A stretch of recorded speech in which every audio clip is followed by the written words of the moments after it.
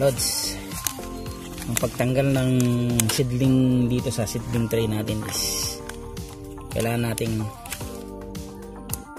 i-press to itong puwetan nya para lumabas, kasi pag huhugutin yan mawawasak yung mga ugat, kaya kailangan i-press yung bandang pitan para umangat siya. Yan. So maganda siyang itanim, hindi siya malalanta kasi mga ugat hindi na istorbo. So ang gagawin mo na lang dyan, tatabunan mo na lang. So yun lang siya. Yan. Minsan kasi itong ugat nag-over the bakod na to sa kabilang similya, kaya nagkapitan na yung mga ugat, minsan nawawasak. Kailangan i-press at ingatan tulad nito.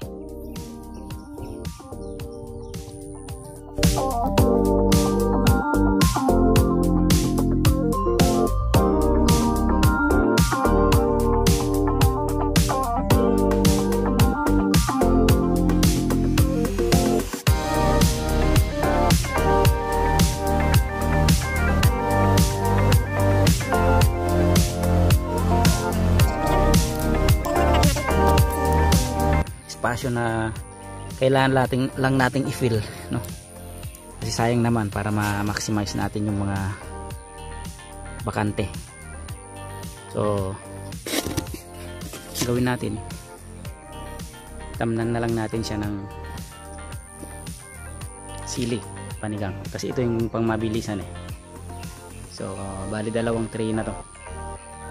Yan, mahaba-haba rin yan. So 5 hilera rin to. Tapos may isa pa dito mamaya, lagyan natin. So nagtanim na rin tayo ng kamatis. Konti lang din yung kamatis na itatanim natin.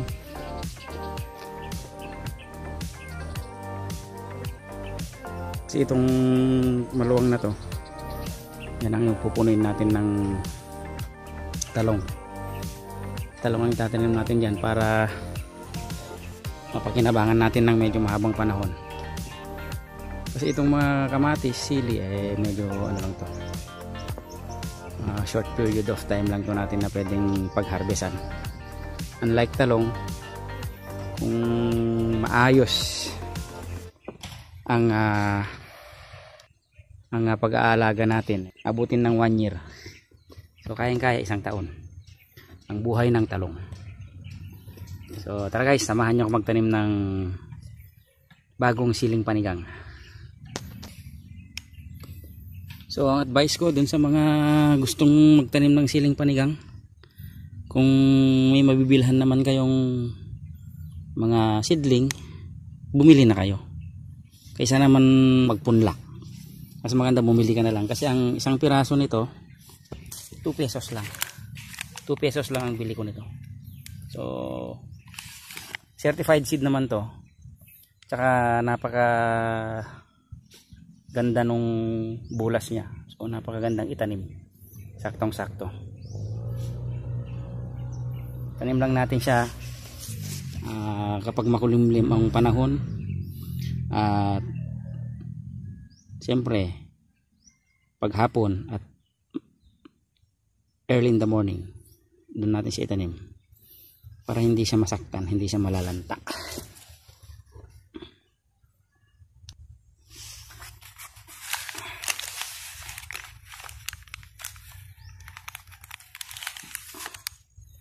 Maganda tong nabili nating klase ng seedling.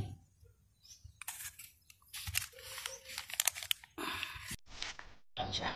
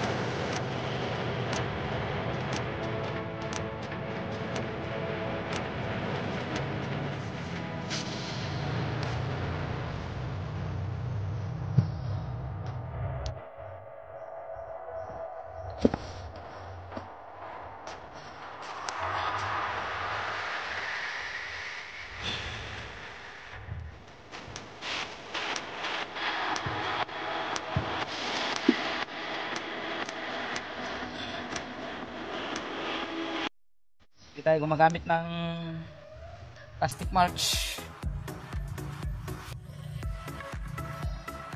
Maganda rin kung may plastic mulch to. Siya pang gastos kasi pag gagamitan natin ng plastic mulch.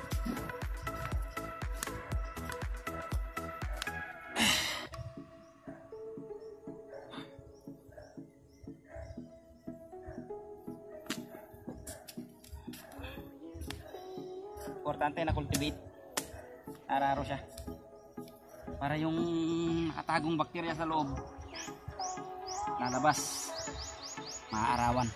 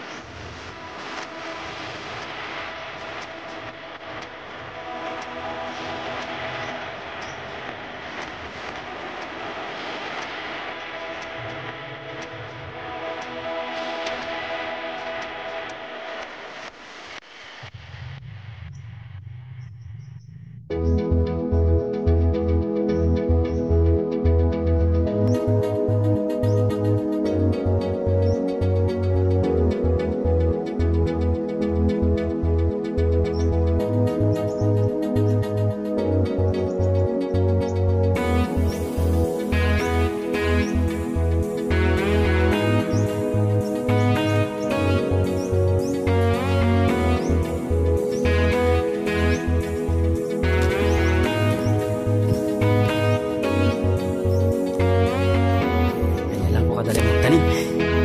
Yan lang. Bukayin mo lang na.